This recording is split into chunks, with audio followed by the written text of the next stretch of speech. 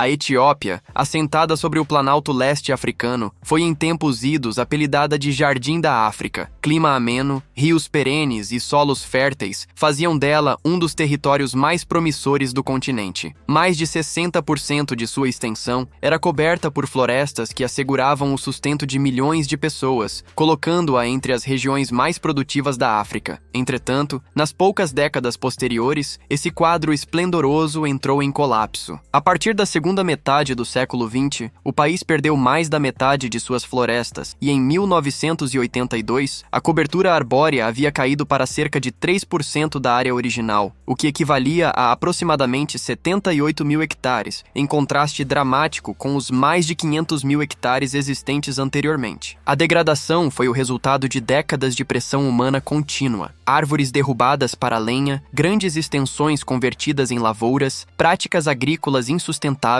que aceleraram o empobrecimento do solo, aumentaram os conflitos internos, guerras e o crescimento populacional intensificou o impacto. Ao retirar-se a vegetação, o solo perdeu a capacidade de reter umidade. As chuvas rarearam, os rios secaram e o vento levou embora a camada fértil da terra, transformando vastas áreas em regiões quase desérticas. Esse colapso ambiental teve reflexos diretos na agricultura, conduzindo-a à ruína. O cenário piorou drasticamente durante a Grande Fome de 1983 a 1985, considerada a mais severa na história da Etiópia. Em apenas 2 anos, mais de 1 milhão de pessoas perderam a vida. A desnutrição atingiu cerca de 70% da população, e fileiras de pessoas famintas esperavam por mínimas porções de alimento para sobreviver. Crianças extremamente debilitadas tornaram-se símbolo da tragédia que comoveu o mundo. Esses acontecimentos deixaram marcas profundas no país e demonstraram que a perda das florestas e da capacidade produtiva do solo havia chegado a níveis críticos. Ficou evidente que a restauração ambiental não podia esperar a ação de grandes intervenções externas. As comunidades locais teriam que se mobilizar para resgatar suas terras. Foi justamente nesse contexto que surgiram os primeiros esforços comunitários para reverter décadas de degradação ambiental.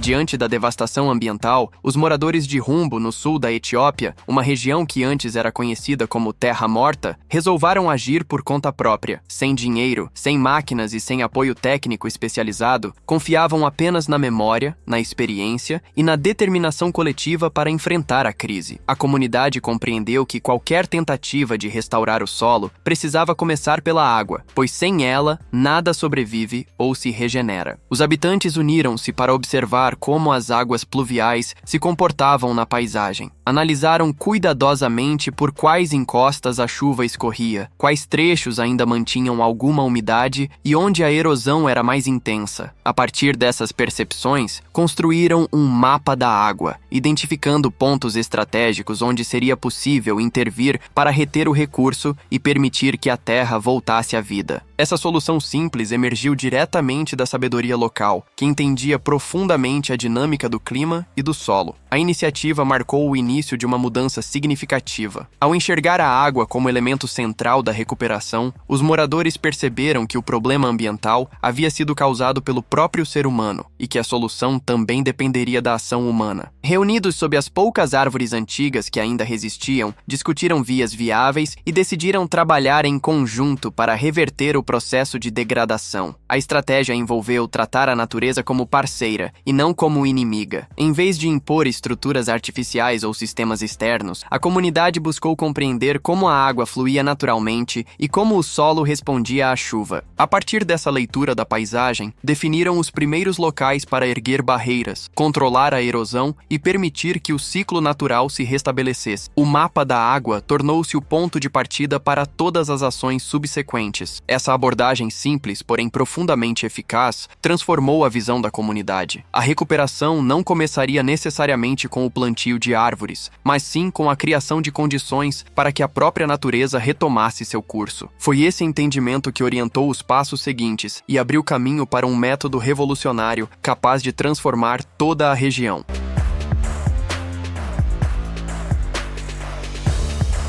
Em meio à busca desesperada por fontes de água, surgiu na Etiópia uma ideia revolucionária para restaurar o meio ambiente, reflorestar sem plantar mudas. Essa transformação se concretizou com o uso do método conhecido como regeneração natural gerenciada pelos agricultores, ou simplesmente FMNR. Essa técnica revelou que, mesmo em áreas secas e aparentemente mortas, a vegetação muitas vezes não desapareceu, apenas entrou em estado de dormência. Por volta de meados da década de 2000, na região de Humbo, mais de 2.700 hectares de terra degradada voltaram a se cobrir de verde, mesmo sem o plantio de uma só muda. O segredo estava escondido sob a terra. Raízes profundas e troncos antigos ainda estavam vivos, apesar de anos de corte constante por ação humana e pela pastagem de animais. A base do método FMNR está na identificação e proteção desses tocos sobreviventes. Os habitantes locais aprenderam a reconhecer os sinais de vida nas raízes, cortando apenas os brotos mais fracos e deixando 3 ou 4 ramos fortes crescerem em cada tronco. Essa prática cuidadosa acelera o renascimento das árvores, que contam com raízes profundas que chegam a 30 metros abaixo da superfície, uma vantagem imbatível frente às mudas artificiais. O criador da técnica é o agrônomo australiano Tony Rinaldo, que descobriu que aqueles arbustos secos, ignorados por muitos, eram na verdade árvores vivas lutando para voltar à vida. Com nada além de uma faca simples e uma nova maneira de enxergar a paisagem, ele demonstrou que era possível restaurar florestas inteiras sem máquinas, sistemas complicados ou grandes somas de dinheiro. Com base nesse conhecimento, comunidades locais tomaram a frente. Sem depender de governos ou de ajuda internacional, arregaçaram as mangas e iniciaram uma revolução verde silenciosa. Com ferramentas manuais e força de vontade, escavaram cada pedaço de solo, retiraram pedras, construíram barreiras naturais para reter a água da chuva e fortaleceram áreas vulneráveis à erosão. Criaram espaços nos quais a água pudesse infiltrar lentamente no chão, favorecendo o retorno da vegetação. A união do FMNR com a reorganização da água transformou paisagens inteiras. Terras antes vistas como perdidas voltaram a ser férteis. Raízes antigas reviveram, brotos surgiram com força e, aos poucos, novas árvores emergiram por conta própria, sem a necessidade de viveiros, mudas ou intervenções artificiais.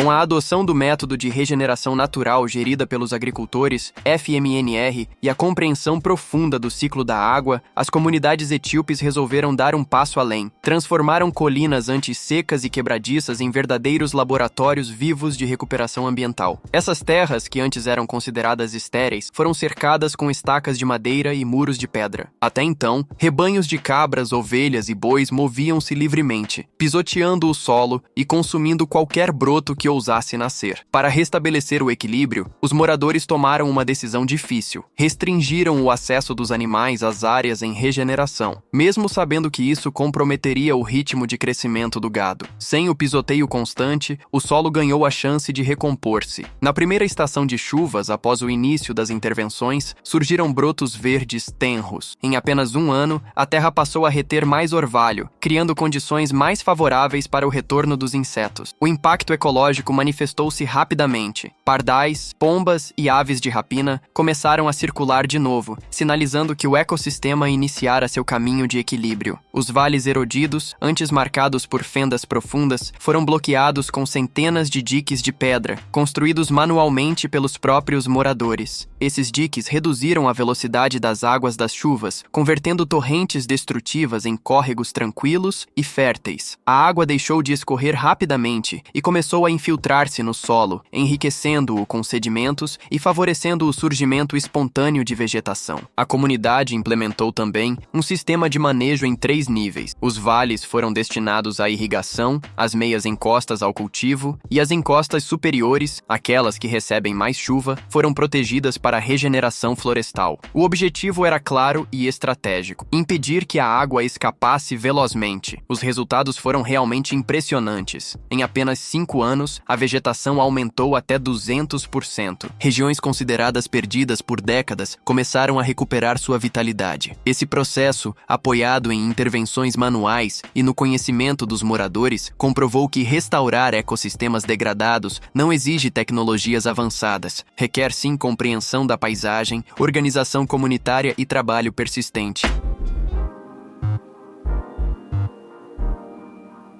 Com a consolidação das iniciativas de conservação, um fenômeno extraordinário começou a se desenrolar. A água retornou. Córregos e rios, antes lembranças distantes na memória dos mais antigos, voltaram a fluir discretamente. Por décadas, esses veios d'água haviam se reduzido a sulcos secos, marcando a paisagem com cicatrizes de escassez. Gerações inteiras cresceram sem presenciar a passagem de um rio por sua comunidade. Em vez de buscar soluções forçadas, os moradores adotaram uma abordagem mais sábia: reduzir a velocidade das chuvas. Durante o período chuvoso, enxurradas intensas levavam embora a camada mais fértil do solo e impediam que a água penetrasse na terra. Para reverter esse cenário, os habitantes construíram diques baixos de pedra, largos o bastante para desacelerar a correnteza sem obstruí-la por completo. Esse método simples permitiu que a água se infiltrasse com lentidão, enriquecendo o solo com sedimentos nutritivos. Pouco tempo depois, os primeiros sinais de vida começaram a brotar. Em poucos meses, as margens se cobriram de vegetação e, em cerca de 12 meses, rios há muito desaparecidos voltaram a correr. Esse mesmo milagre se repetiu em centenas de pequenos riachos por diversas regiões do país. Entre os moradores nasceu uma frase simbólica: a água aprendeu a ficar e a terra aprendeu a lembrar. A recuperação da vegetação nativa trouxe outro efeito transformador. Dos 13 reservatórios subterrâneos que haviam secado, todos voltaram a jorrar água ao longo do ano, sem bombas ou perfurações profundas, apenas com a restauração do ambiente natural. O impacto social e econômico foi imenso. A produção agrícola cresceu 85% e a renda média das famílias aumentou 76%. Mulheres deixaram de caminhar quilômetros para buscar água. Crianças voltaram às salas de aula. Pequenos animais ressurgiram. Abelhas e aves retornaram às florestas regeneradas. Além disso, essas novas áreas verdes tornaram-se fontes de sustento, com a produção de mel, lenha controlada e geração de créditos de carbono com reconhecimento internacional. Pela primeira vez, a proteção ambiental passou a gerar riqueza direta para as comunidades guardiãs da terra.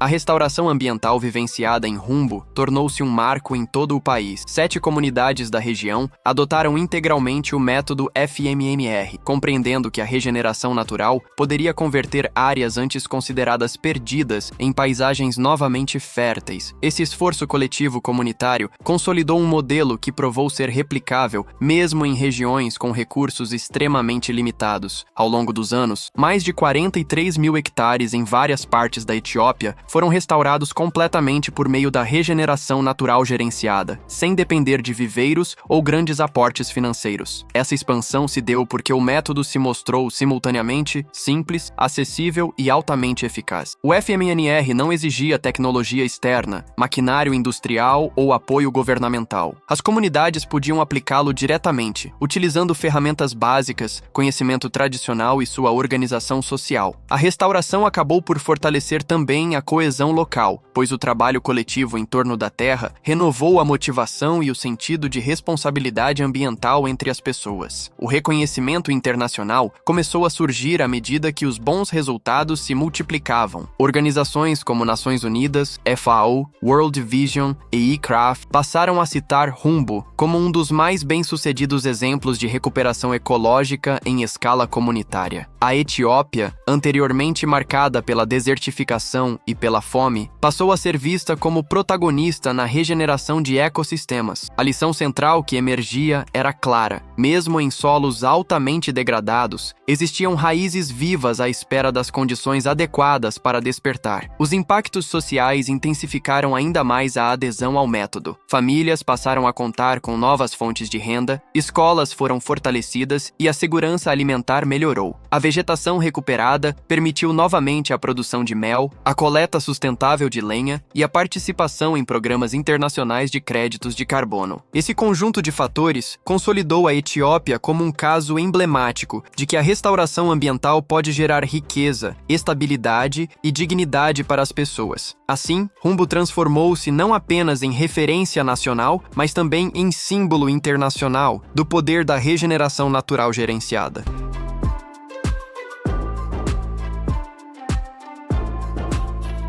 A partir dos resultados obtidos na Etiópia, o método FMNR expandiu-se rapidamente por todo o cinturão do Sahel, a região que atravessa a África de leste a oeste e convive há décadas com a desertificação e a degradação crônica do solo. Países como Níger, Burkina Faso e Mali, historicamente afetados pela perda de vegetação e pela escassez de água, encontraram no FMNR uma alternativa viável para restaurar ecossistemas sem depender exclusivamente de grandes projetos externos. O caso mais marcante ocorreu no Níger, onde o método difundiu-se entre agricultores locais por meio da partilha de saberes tradicionais aliados à compreensão técnica das raízes ainda existentes. Em poucas décadas, mais de 5 milhões de hectares foram recuperados, convertendo extensas áreas áridas em zonas produtivas. Esse processo elevou a segurança alimentar e revitalizou a economia rural, gerando um cenário paisagístico mais resistente diante das variações climáticas. Em Burkina Faso, regiões antes marcadas por colinas rachadas e solos empobrecidos começaram a ganhar nova vida. A regeneração devolveu árvores nativas que passaram a proteger as plantações do sol intenso e do vento, melhorando a fertilidade do solo. Como efeito direto, os produtores elevaram a safra de cereais, hortaliças e outros cultivos, reforçando a subsistência das comunidades locais. No Mali, áreas antes incapazes de sustentar a agricultura tornaram-se novamente produtivas, criando novas oportunidades econômicas para famílias que antes se encontravam em situação de vulnerabilidade. A expansão do FMNR demonstrou que soluções locais, simples e acessíveis, podem provocar impacto em escala continental. A essência do método, restabelecer árvores já existentes abaixo do solo, adaptou-se com facilidade aos diferentes contextos do Sahel, onde raízes antigas resistiram apesar de décadas de degradação. Esse movimento uniu ciência e tradição, valorizando o conhecimento dos agricultores que já observavam as dinâmicas da flora autóctone. A restauração do Sahel evidenciou que grandes transformações ambientais não exigem exclusivamente investimentos bilionários, mas sim a capacidade de compreender o ecossistema e trabalhar em harmonia com ele. A mensagem difundida pelos países do Sahel reforça que a natureza não precisa ser reinventada, basta que o ser humano lhe ofereça as condições para se regenerar.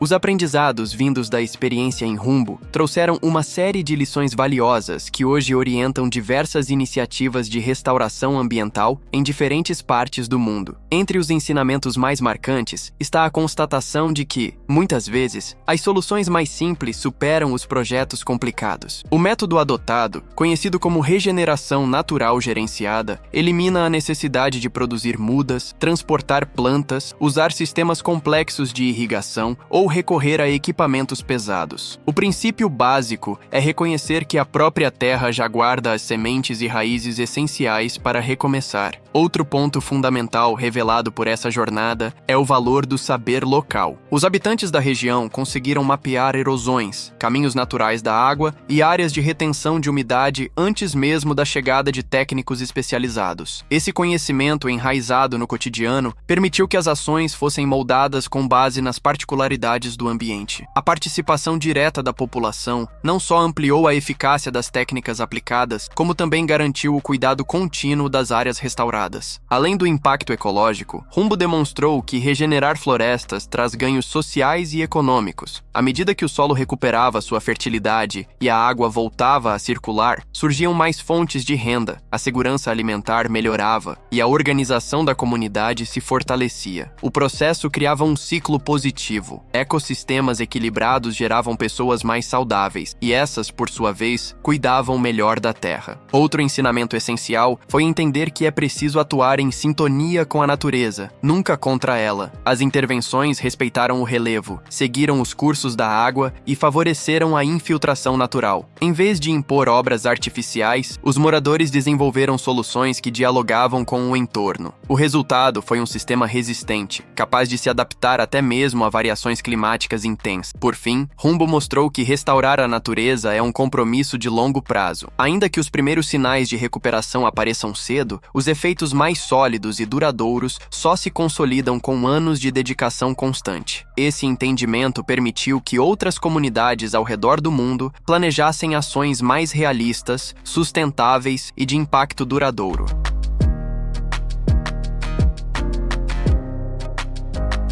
A recuperação ambiental da Etiópia não se limitou à restauração dos ecossistemas. Ela operou uma profunda transformação na economia das comunidades envolvidas. À medida que as florestas ressurgiram, novas fontes de renda emergiram, oferecendo às famílias a oportunidade de alcançar maior estabilidade financeira. Um excelente exemplo disso é a produção de mel. Com o retorno das abelhas ao território regenerado, as colmeias naturais prosperaram entre as árvores renovadas, gerando alimento e comércio de modo contínuo. A lenha também se reinventou como recurso renovável. Em vez de derrubar árvores inteiras, as comunidades adotaram práticas sustentáveis de coleta, assegurando que o ecossistema permanecesse saudável. Além disso, a gestão florestal passou a gerar créditos de carbono, reconhecidos por programas internacionais que recompensam iniciativas voltadas à captura de CO2. Esses créditos abriram uma nova fonte de renda, amplificando o resultado positivo da restauração. O incremento da produtividade agrícola representou outra mudança relevante. Solos mais férteis permitiram safras maiores e mais diversificadas, reduzindo a dependência de alimentos importados e fortalecendo a economia local. Famílias que antes viviam em extrema vulnerabilidade ganharam acesso a recursos que ampliaram sua capacidade de investir em educação, saúde e melhorias nas moradias. O impacto social foi igualmente marcante. Mulheres que antes gastavam horas por dia na busca por água passaram a dedicar esse tempo a atividades produtivas e familiares. Crianças puderam retomar os estudos com maior regularidade graças à disponibilidade de água e alimento que trouxe estabilidade. A volta da fauna local, aves, insetos e pequenos mamíferos, restabeleceu o equilíbrio ecológico necessário para sustentar a biodiversidade. Com o tempo, a recuperação ambiental tornou-se sinônimo de prosperidade. A restauração deixou de ser vista apenas como uma medida ecológica e passou a representar uma via segura para o desenvolvimento econômico e socialmente justo. Comunidades como a de Humbo e outras demonstraram que proteger a natureza não é um custo, mas um investimento capaz de gerar benefícios duradouros para todas as gerações.